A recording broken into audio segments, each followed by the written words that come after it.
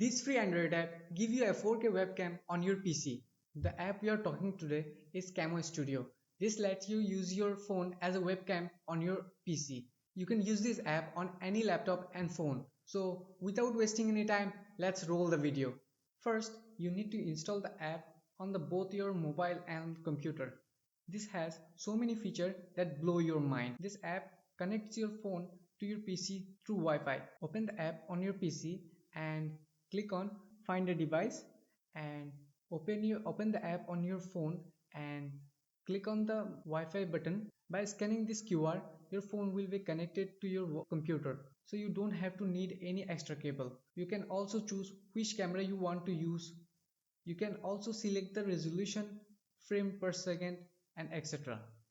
Now you are going to look crisp on your online meeting or conference. The phone microphone is also used for better audio for calls. You can even choose a portrait and different kinds of effect. It's also follow you on it, and it also give you advanced control that you can control from here. That's it. If you find this video helpful, please hit the like button and subscribe to my channel to see more of this content.